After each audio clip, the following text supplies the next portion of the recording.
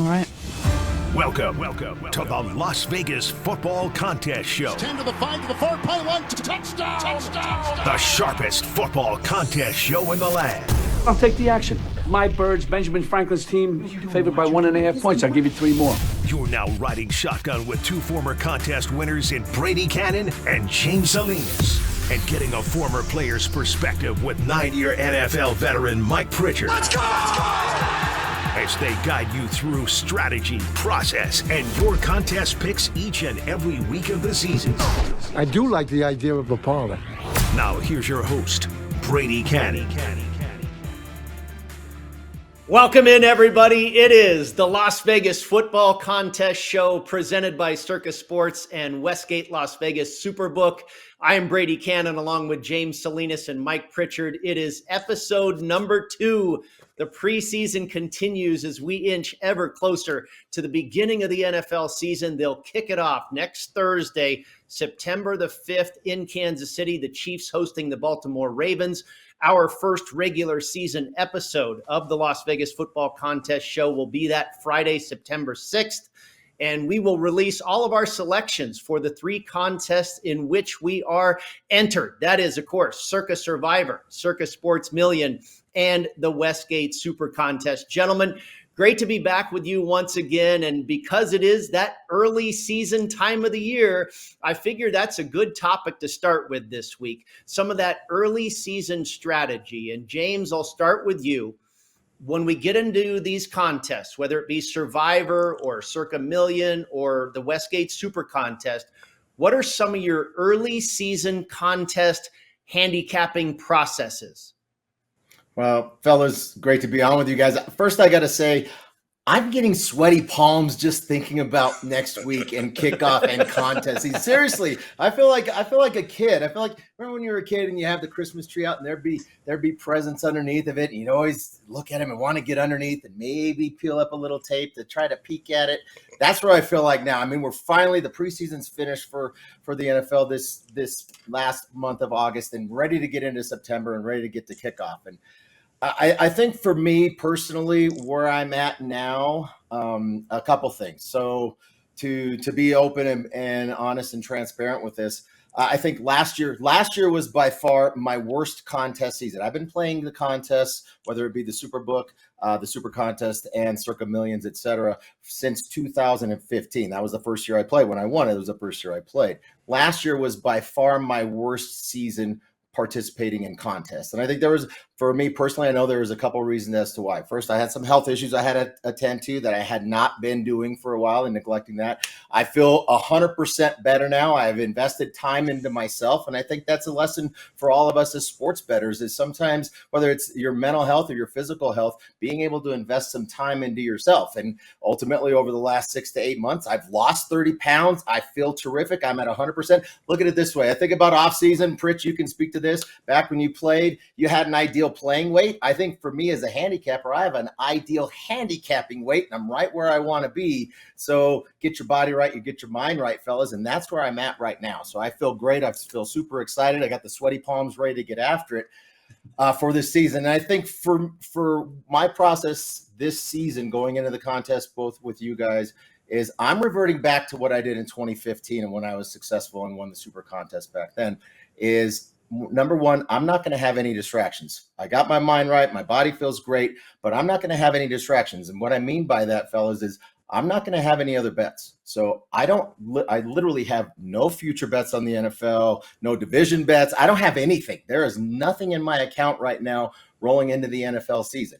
Couple that with the fact that I am not going to be betting on anything else. And that's kind of the beauty of the contest is you can deep dive, and that's what I did in 2015. Absolutely just deep dive into the contest week by week. I don't have any biases based on a team that I like for the Super Bowl that I bet or a division odds or over under season win totals, nothing like that. I have no biases going into the season, nor am I going to have any biases or distractions for that matter going into this NFL season when it comes to college football. You know, we got the pennant chase coming down and the World Series coming up next month in October. All those kind of things are a distraction to me, and those things are they're in my rearview mirror. They are not coming into play this contest season. So I think to open up right there, exactly where I'm at as far as a mindset goes, I am truly 100% focused on this podcast with us, doing our contest picks, and what we're going to get done. I got my mind right, fellas. I feel in great shape. Let's get after it.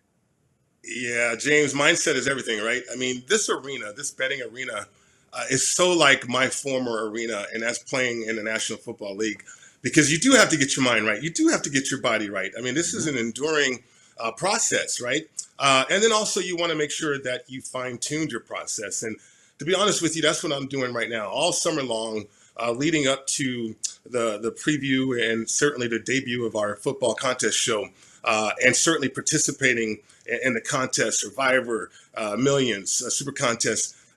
Everything has led to this moment for me. And so I've gone back over my brief period of time as a bettor and fine-tune my processes. And so what I mean by that, guys, is, I used to look at football objectively, like, okay, I think that team's going to win, or I think this team's going to cover, or I think this team has a possible edge here or there. I've erased that, and I've solidified my process, and I simplified it too, by just understanding that the books do a lot of work for you. Like the opening lines, certainly some totals, team totals. You look up the makeup of a football team, and then I extrapolate from there, right? And so my process is simplified.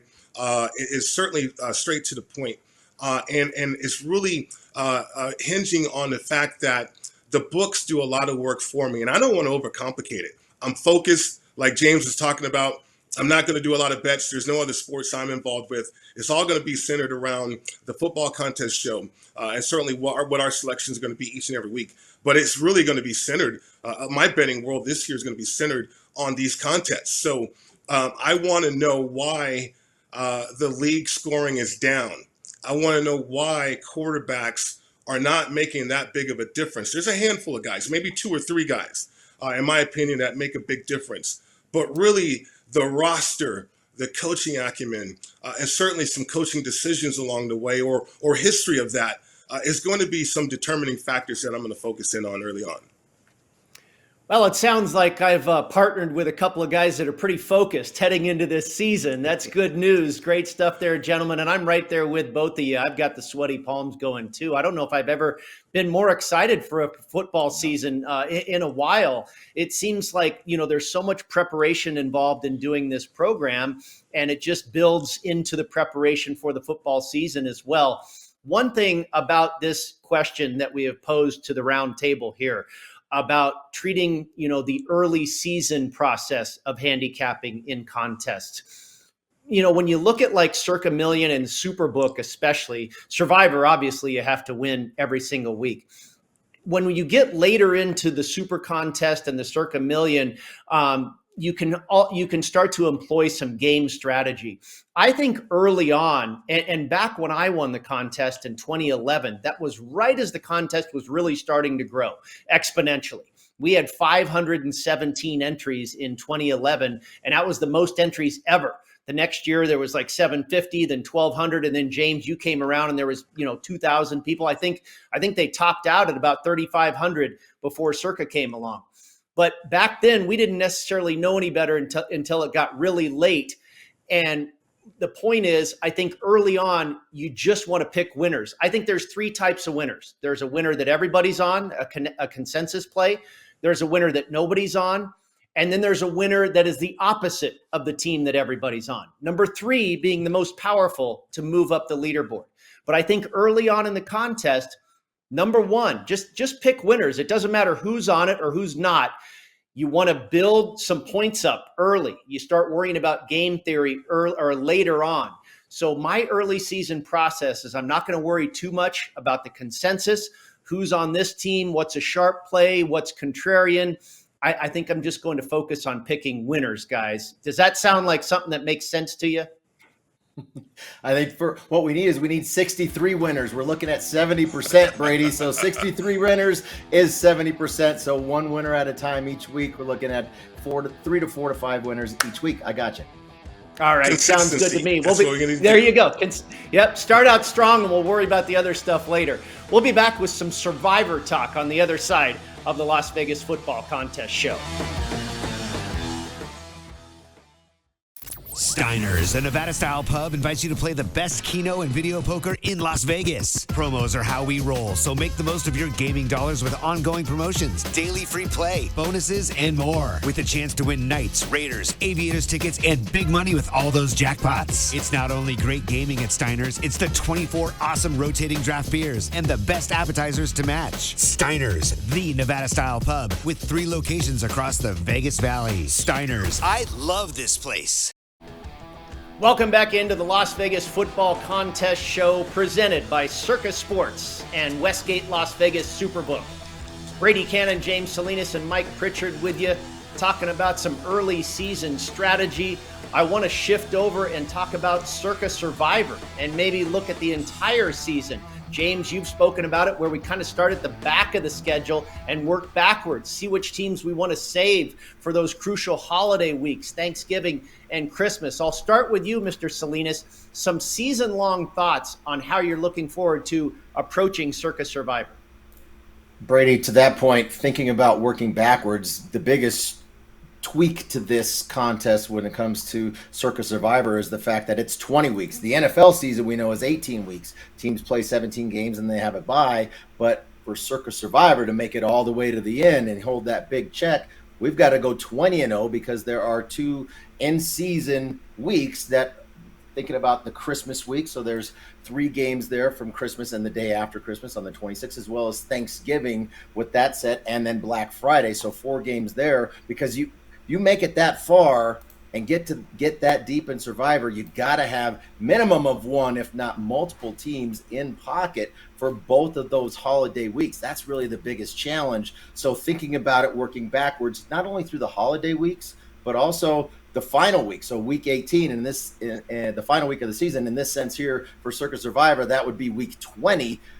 Thinking about which teams we kind of want to have in pocket that have something to play for. And I think the NFL is over the last X amount of years has done a much better job scheduling than making those division games. It used to be just random non-conference or non-division games. Teams didn't really care and kind of mailed it in. At least they thought from this perspective, divisional games will still have a rivalry and there's still teams to get up for it, even if you're out of the playoffs. Now, thinking about teams that are in the playoffs, maybe teams that have already sewed up a 1 or a 2 seed and don't have anything to play for, those are probably teams that I'm going to be scratching off for that week 20, not wanting to have in pocket, and kind of working backwards from there through. I think we got to have a plan, and that's part of the first part of the plan is a lot of people talking about what's going to be week 1 Survivor. Who are you going to take? Is it going to be Cincinnati, the biggest favorite on the board?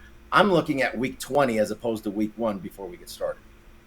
Yeah, it's a great strategy to work backwards and understanding Christmas and Thanksgiving, those holiday weeks. What's interesting too, fellas, is you look at the makeup of the National Football League and these 17-game schedules. There's more managing of these 17-game schedules now too. Like, think about Kansas City last year. They were close during the middle of the year a little bit. They lost a couple games, but then got hot when they needed to get hot, right? And I think we need to keep that in mind too. It's no different than the NBA and load management. There's some of that going on in the National Football League, but working backwards, having it mapped out, understanding how deep teams are too, the depth. Is it quality depth, or do they fall off a cliff? From the starting quarterback to the backup quarterback, from the starting running back to the backup running back, or anywhere along the line of scrimmage as well. So we have to keep an eye on that. Managing multiple entries too, right? I mean, it's not like we just have one entry with Survivor, and so whether we want to deviate from what the norm could be or what the norm has established itself to be throughout the year, we'll figure that out. But mapping, the most important circumstances for me right now is mapping it backwards, understanding depth, and then also competitive divisions that we know of so far in the league as well.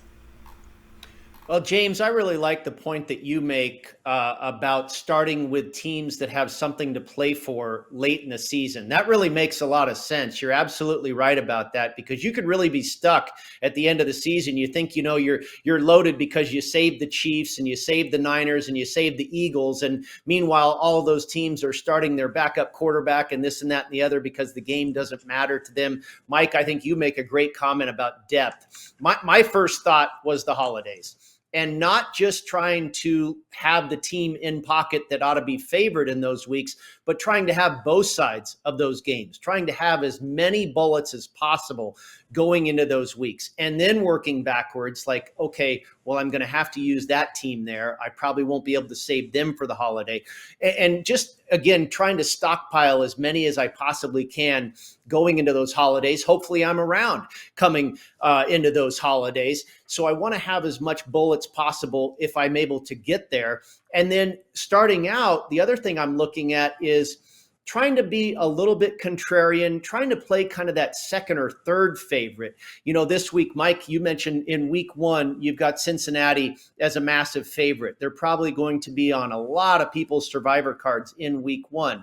And they might be on one of our cards too. Sometimes I think it's stupid to try and play it too cute and just take that easy winner and move on. And maybe Cincinnati's a decent team that you can get rid of. You know, maybe you don't necessarily expect that you'll need them later on. You have to look at the schedule. You have to map it out. But if I can have some of those second tier favorites fall into my lap, those 3.5, 4.5, and 5-point favorites, and still have the arsenal built up for the holidays, that's most of all what I'm trying to map out here as I start to look at Survivor in a big picture before the season gets underway. And then finally, guys, I also want to be prepared. And, you know, this is going to be, we've talked with a lot of friends that have been in this game late, and now you've got even more millions of dollars involved. It is going to get really, really crazy. And that is going to flood your head. If you're in there in that Thanksgiving, Christmas window time of the year, you are really going to have to block out the distractions, stick to your routine, have tunnel vision, and just focus on the task at hand. Guys, it could get really crazy and really easy to be distracted if you find yourself in that position late. Brady, thinking about the run when you won the Super Contest back in 2011, same thing with me in 2015. We've been there in that sense when it comes to contests, and I think Pritch, probably for you too, when you were at CU and you had a long layoff from when you finished up playing Big 8 football back then to get to the Orange Bowl in January, and all the distractions that come with it. I think the what's challenging about that too, Brady, is that there's opportunities to monetize it. As opposed to when we were in the Super Contest, you're playing 5 picks. So trying to monetize that's really out of the equation. So there's so many, if you get that far, then when does that opportunity actually come up? Is it when there's 3 or 4 weeks left to go? Maybe it's come December and you've passed through the holidays and gotten through Thanksgiving. But I think for us, having the ability and the experience to be able to shut out the noise. And I think that's where I talked about it before. I'm not going to be betting on anything else. So my whole focus is going to be Circa Millions, Circa Survivor, and the Westgate SuperContest. That's it. So I think from that standpoint where I'm here, I'll shut the doors. I'll shut the lights out. I can turn it out. How about you guys? We're good to go. Yeah, we welcome that challenge. We're going to talk a little preseason football when we come back and see if that lends itself to anything actionable in week 1. We'll be right back.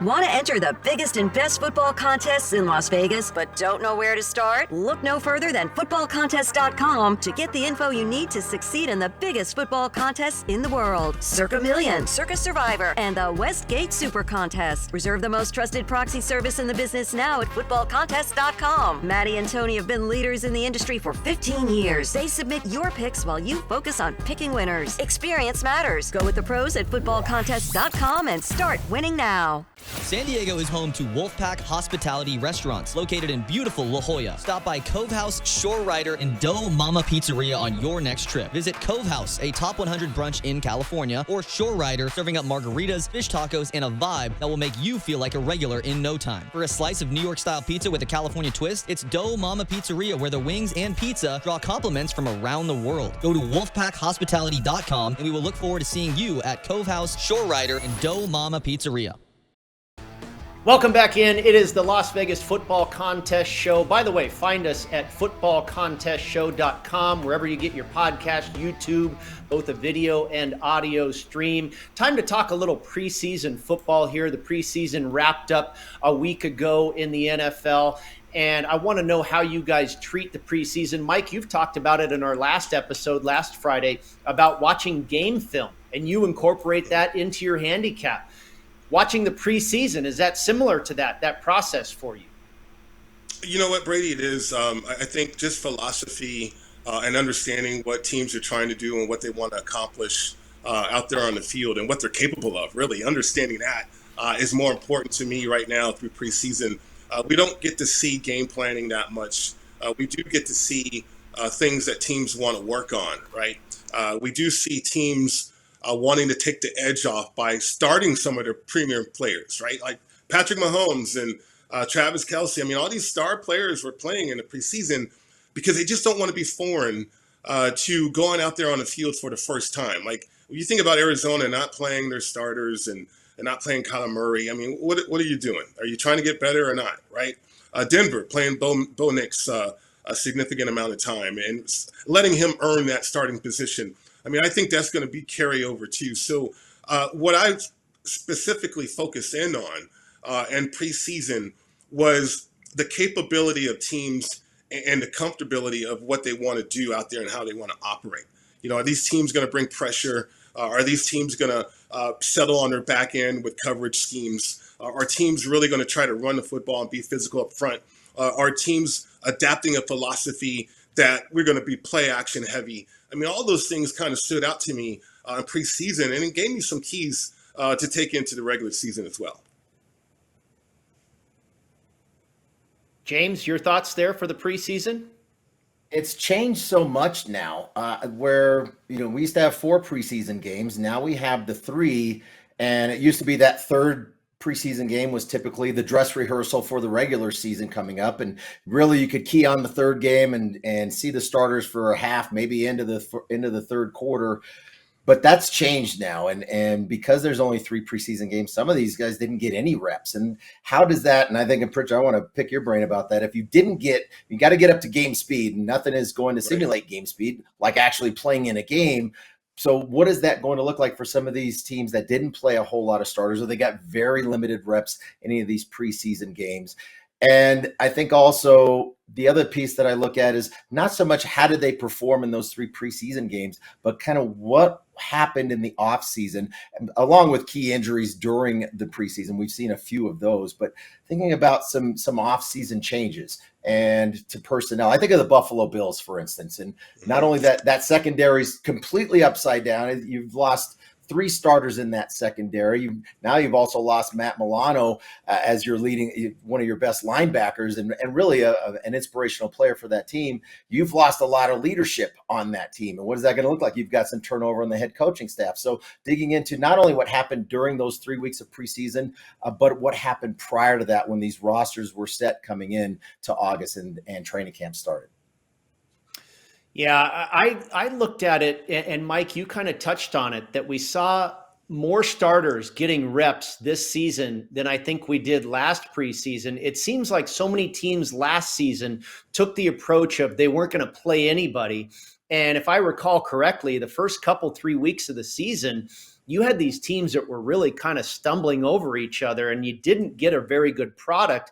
And I think the teams kind of went, maybe we should play those guys a little bit and get them into game shape in the preseason. And I think we saw a lot more of that. The 49ers, that Brock Purdy was in there. You mentioned Bo Nix. We saw Caleb Williams. We saw Will Levis. We didn't see Aaron Rodgers and Kirk Cousins. I get it. Those guys are old men, right?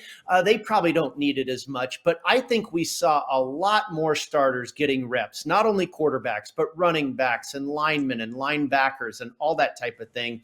And what I'm thinking going into week one. Maybe there's a little bit less guesswork than there might have been last year. Last year, we thought we were going to get a product out of a particular team, and it wasn't there because they didn't really properly prepare in the preseason. It seems they've made more of an effort to properly prepare in the preseason this year. So maybe we get more of a product that we're expecting to be on the field this year, early on in the season, week one or week two. James, do you buy into that at all? For those teams that did, I really want to ask Pritch. So as a player, and whether you have, how important were preseason reps to you to get prepared for week one and get prepared for the season? Very important. I mean, game shape is so different than practice shape. I mean, off-season shape is so different than camp shape, right? I mean, you have to get calloused. You have to get out there and play the game of football. You can't just rev it up. And some teams have that philosophy, which is stupid and dumb to me. And I think they're going to stumble out the blocks. All right, very good. Halfway through the program, when we come back, we're going to dive in deep to the Westgate SuperContest. Last week we were at Circa's Radio Row. This week we dive in heavy into the SuperContest when we return on the Las Vegas Football Contest Show.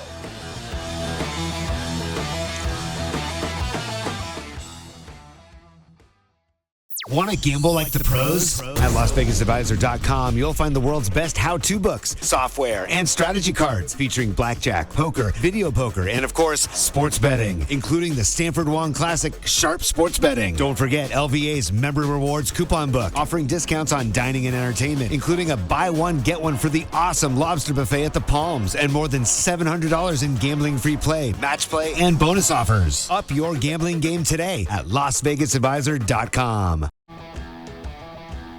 Welcome back into the Las Vegas Football Contest Show. FootballContestShow.com. That's where you can find everything you need to know about the program, where you can find the podcast availability, YouTube, you name it. We are there at FootballContestShow.com. Follow us on Twitter at FBContestShow and also on Instagram at Football Contest Show. Gentlemen, last week we were lucky enough to be invited to Circa Sports Radio Row, a part of their Ultimate Contest weekend. That was a really great experience. Of course, our other title sponsor is the Westgate Las Vegas Superbook. Our great friends over there, John Murray and Jay Cornegay, kind enough to support our program, and I want to dedicate some time to their great contest. James, you and I, both SuperContest winners, SuperContest champions in 2015 for yourself, 2011 for myself and my team. Interestingly enough, maybe it was fate that we're doing this show together. We both hit the exact same percentage of 72.5% in our winning campaign. This is the OG. The SuperContest is the original. Back in the day, it was the Hilton SuperContest. We're talking over 40 years when this contest started. And I remember I came to Las Vegas and I had some friends ask me if I wanted to play in this thing. You know, Steve Fezzik, our friend, won it twice in a row, back to back. And that was with like 200 or 300 people in it only. And that's what it really used to be. I think it was the legendary Art Manteris, one of the bookmakers way back when in the glory days of Las Vegas, that started the SuperContest. And it was all pros. It was $1,500. That weeded out a lot of the people that weren't serious about diving in to a contest like that. And so you had just 100, 200, very few people that wanted to put up that kind of money and compete. And basically they were all professionals. And then social media started to happen and things, you know, more people find out about it. And I had played in the contest for probably 5 years before we won it. And like I say, there was 517 entries in the SuperContest when we won it. And that was the most entries to date. And then it just started to grow and grow and grow from there. So like I say, this really has been the OG. It was the only player on the block until Circa came around. And hats off to Circa for just elevating the entire Las Vegas Football Contest experience. Here we are doing a show about it in 2024. But guys, I think the growth of Circa has now started to actually benefit the Westgate in a sense. I know they're not getting as many signups. You've got, let's talk about Circa Millions. That is the contest that is akin to the SuperContest.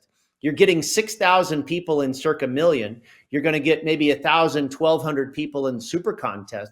But I think people are starting to realize with 12 contests within that contest, giving you chances to win and less people to compete against, I think people are starting to realize the value. You're not going to cash for as much money, but you might have a better chance for cashing with any money at all, James. Brady, and thinking about those in quarterly, the quarterly contests that are in Circa Millions, and now we know that it's for the Westgate SuperContest, 3 week, 6 week, 9 week, and in addition to the season long contest.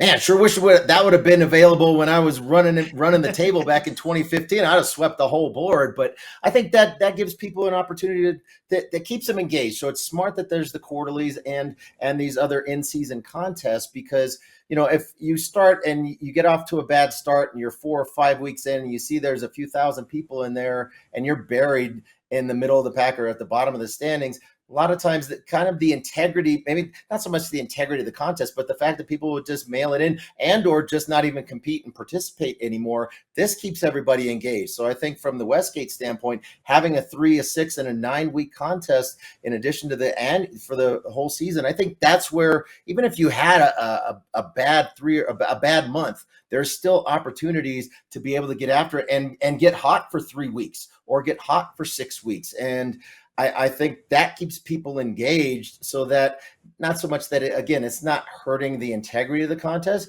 but it keeps people sharp and it gives people incentive to stay with it. And I think that's one of the challenges, fellas, is if and when we get to that point, because I was at that point the first year that the Circa Millions won when that came out.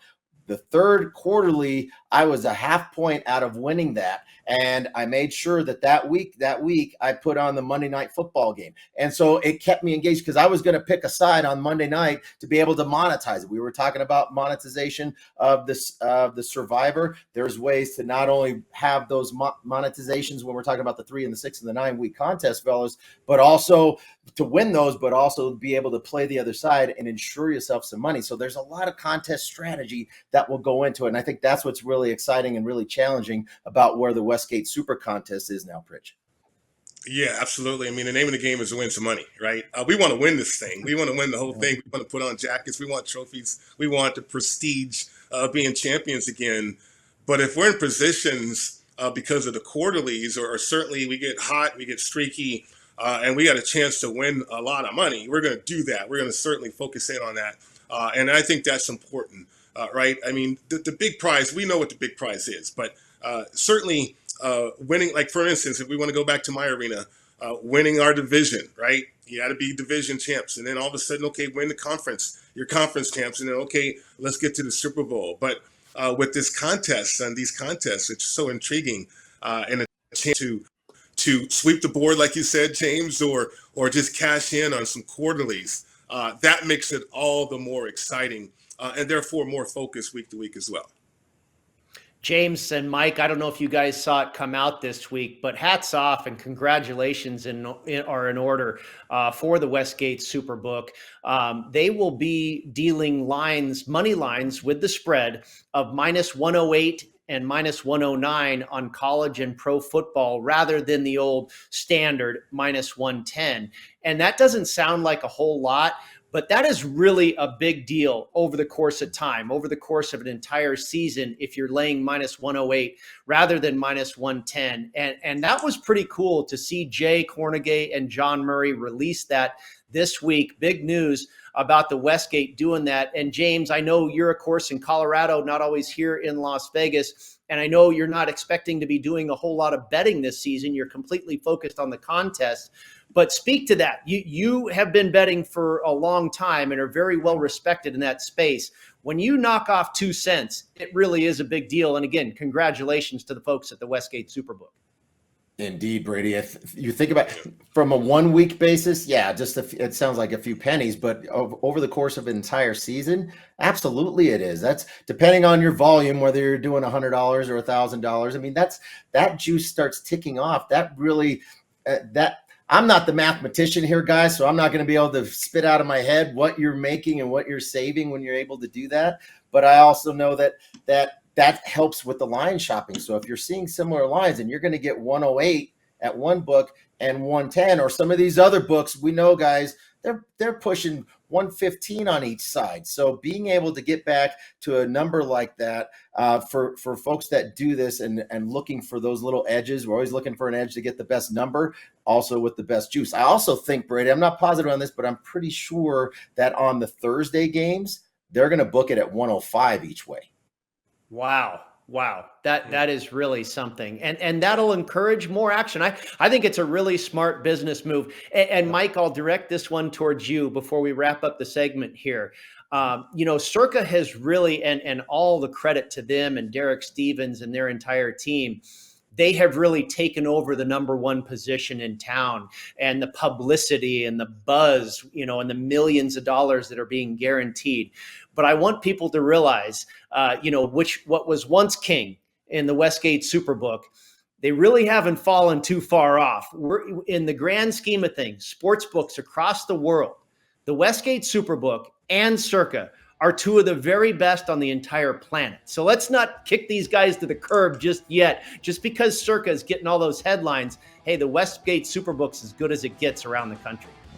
It really is. It's the prestige of the betting market, in my opinion. I mean, they're being more competitive too, and certainly allowing themselves more business by doing that with those lines that way. So it adds up, like James was talking about, over time.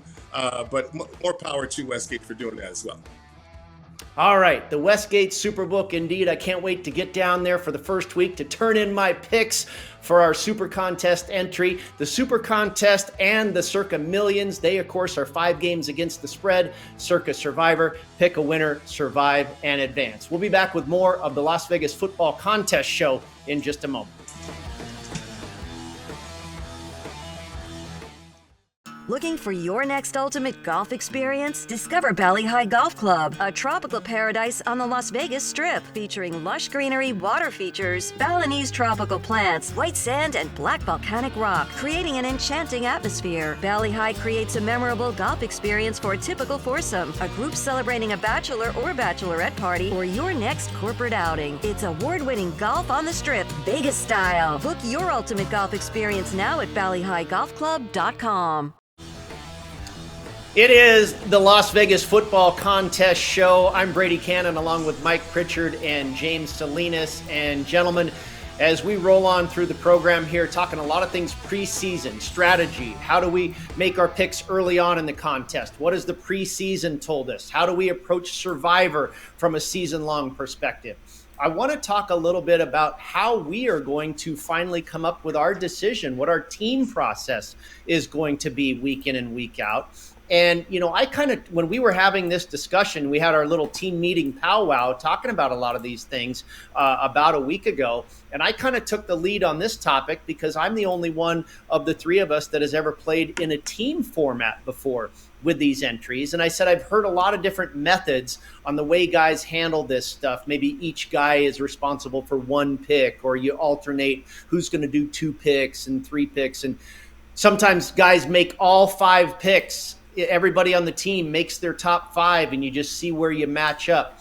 I think we're blending all of those theories a little bit. And I think what we kind of decided upon was, let's let everybody get through Monday and Tuesday to kind of do their own handicapping. We'll convene on Wednesday via text, phone call, whatever it is, and kind of just begin a roundtable discussion. And by the time we get to Friday doing this show, we'll pretty much have our decision made and sometimes even make our final decision on the show. But by the time we get to the window on Saturday afternoon, we're going to kind of build upon that roundtable discussion and ultimately have our selections from that. I think that's kind of where we're headed as far as how we're going to treat this, James. I think Brady will, and we'll work through it. So each week is going to be its own challenge, and it's like anything else.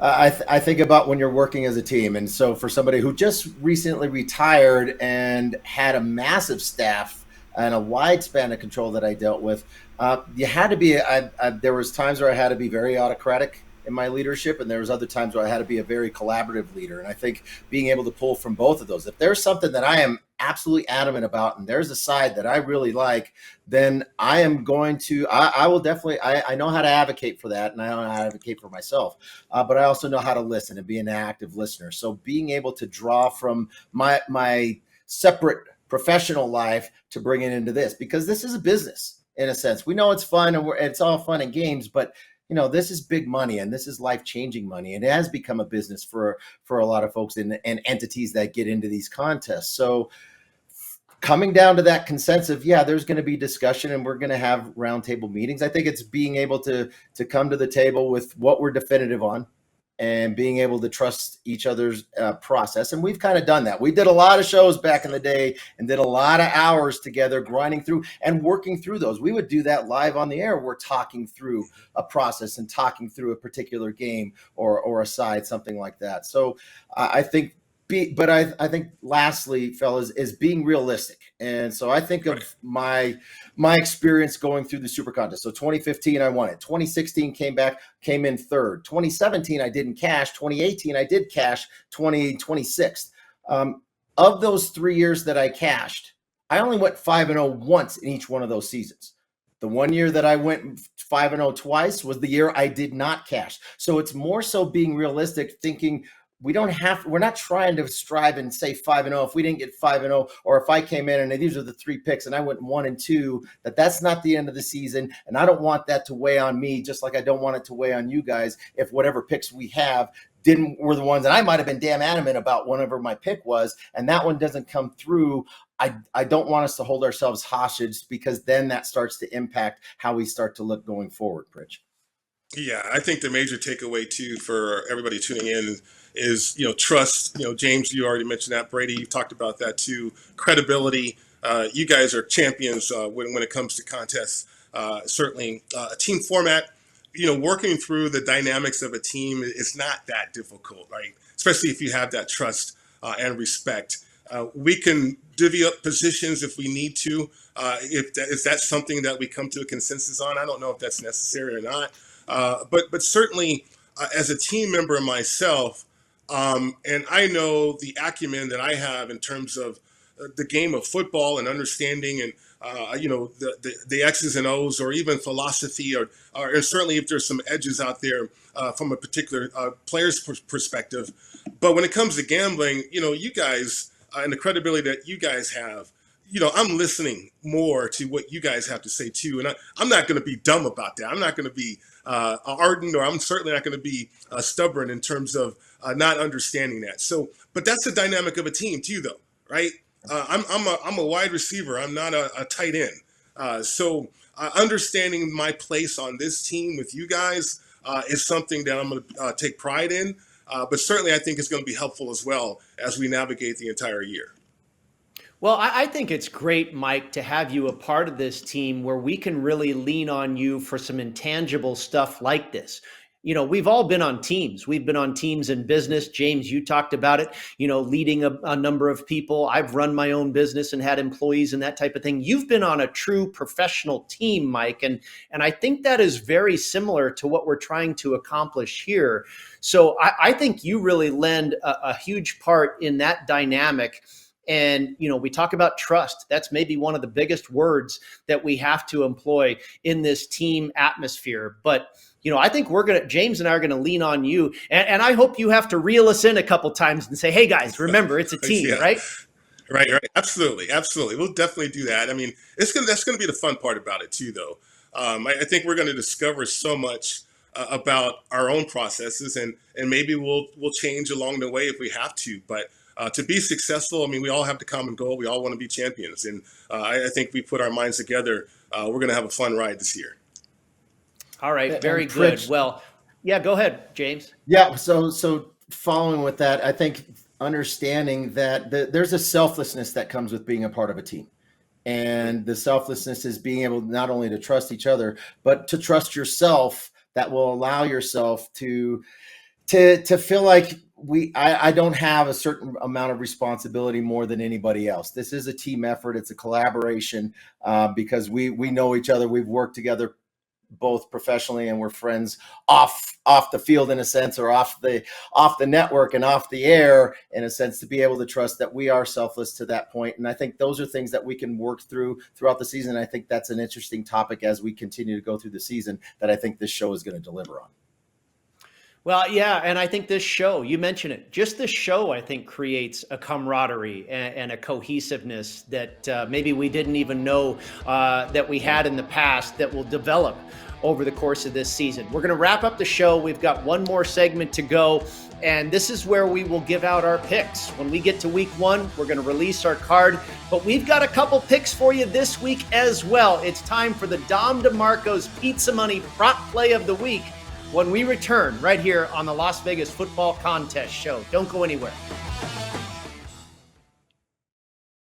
When the football contest crew isn't busy dominating the field and making plays that leave opponents in the dust, they're doing something just as exciting. They're playing My Vegas Slots. It's a top-ranked, free-to-play mobile app that lets you earn valuable real-world rewards from amazing partners like MGM Grand, Bellagio, and Norwegian Cruise Line. You can score hotel stays, great meals, show tickets, and more just for playing. Download My Vegas Slots today from your favorite app store. And if you're anything like Brady, James, and Mike, we know you're going to love it. That's a winning play you won't want to miss.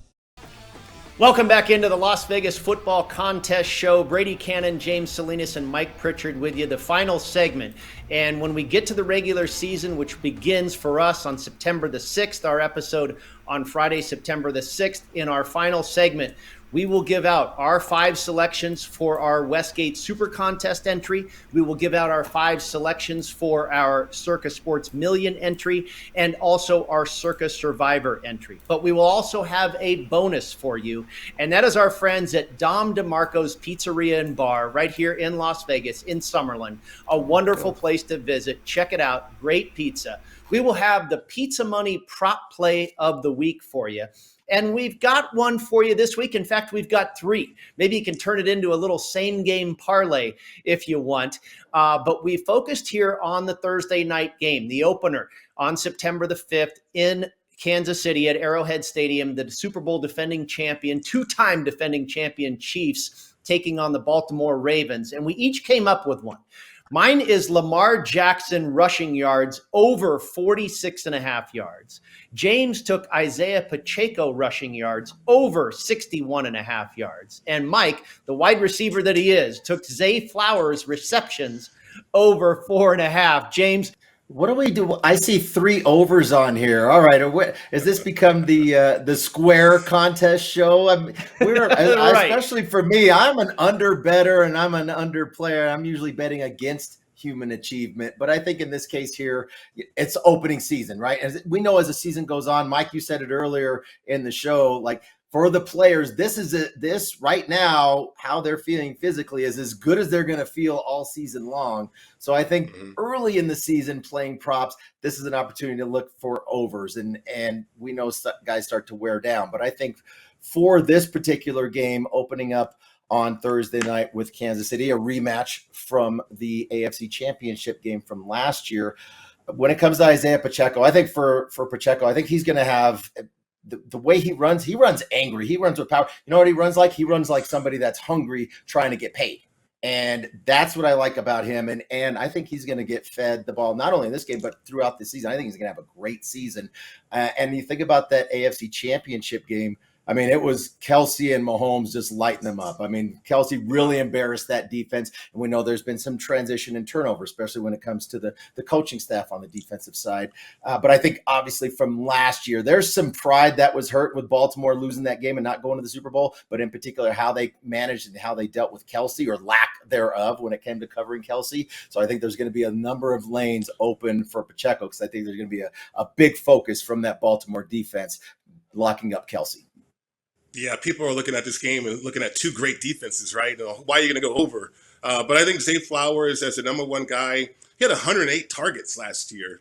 And that's with Odell Beckham Jr., and that's with a star-studded cast of characters on that offense. And I think Derrick Henry, in that I formation and a bigger package of running the football, more physical football, will allow Zay Flowers to have one-on-one coverages, and for Lamar Jackson just to flip the ball out to the outside Tuesday. So over 4.5 receptions is doable. Remember the jet sweeps too. Like if you're in shotgun and somebody sweeps in front of you in motion and you throw the ball forward, that's a pass. That's a reception. And those slip screens too. So I think Zay Flowers with the ball in his hands is just too dangerous. And as a number one guy out there, he's got to have multiple attempts, up to 10 attempts in the playbook, if you ask me, should be in the cards for Zay Flowers each and every week.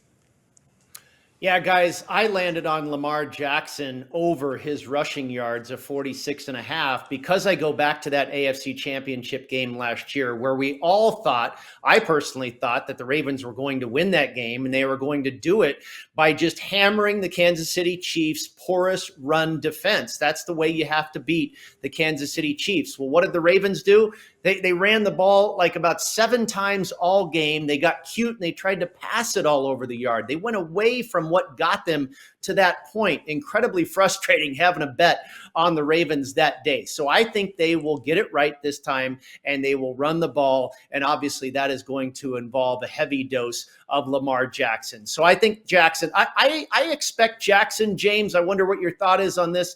Well, you know what? We're out of time. We'll have to save it till next week. But I think Jackson will get about 75 yards rushing in this game. I kind of like the Kansas City side. I'm not expecting a ton out of Baltimore this year, but I do believe they will commit to the run game. We'll see how it goes. That is your Dom DeMarco's Pizza Money prop play of the week. Isaiah Pacheco over his rushing yards, Lamar Jackson over his rushing yards, and also Zay Flowers over his number of receptions. That is going to do it for us. Thank you, everybody, for tuning in. Have a great Labor Day weekend. Give us a like, a subscribe, all that good stuff on the social media. We will come back next week for our first show, September 6th, Friday. That will be it, and we'll kick off the Las Vegas Football Contest show in earnest. Thank you, everybody. Good night.